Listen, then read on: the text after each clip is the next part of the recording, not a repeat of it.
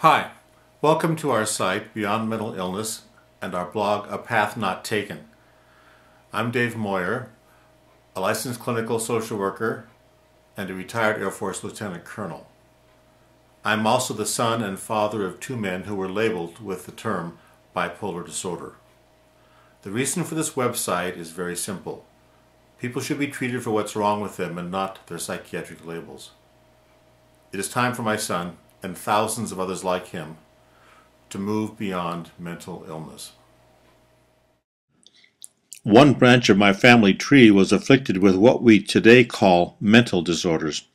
My great-aunt killed her son and herself. My grandmother exhibited strange and irrational behavior. My father was impaired by what we today call bipolar disorder. When my son Chris had his first psychotic break just before graduating from college, I believed I could help him so that he wouldn't follow in my father's footsteps. After all, my entire life had been dedicated to helping those whom we call the mentally ill. Little did I know.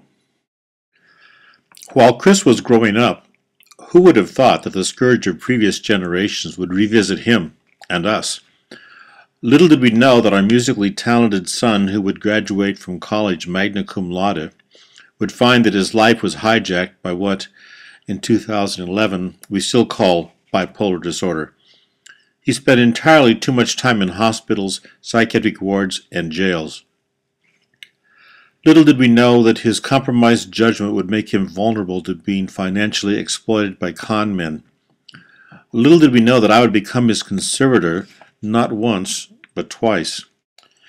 After the 2003 publication of my first book, Too Good to Be True, Nutrients Quiet the Unquiet Brain, readers contacted me to thank me for writing it.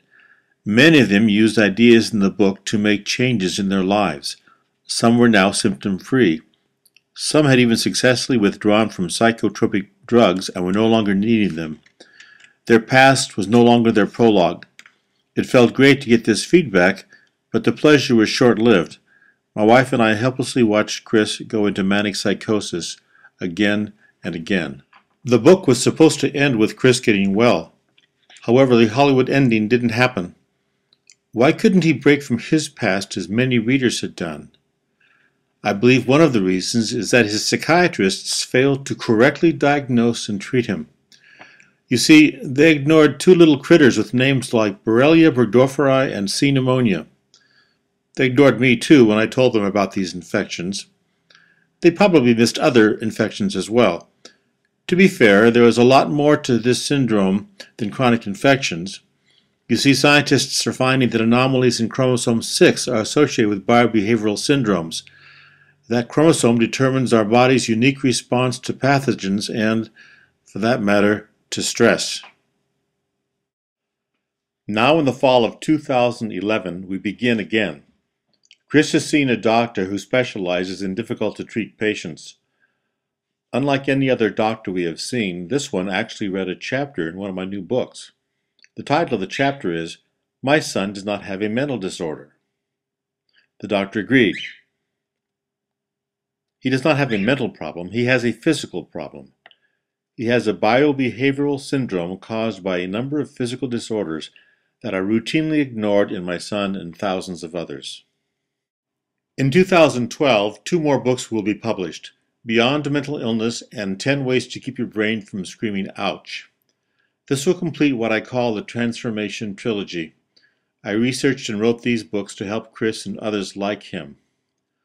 Some readers of my first book were able to transform their lives. We hope that the information in these new books can help Chris and others transform their lives. Can his doctor diagnose and treat enough of Chris's biomarkers so that he can get on with his life? One major intervention I discuss in my first book involves micronutrients.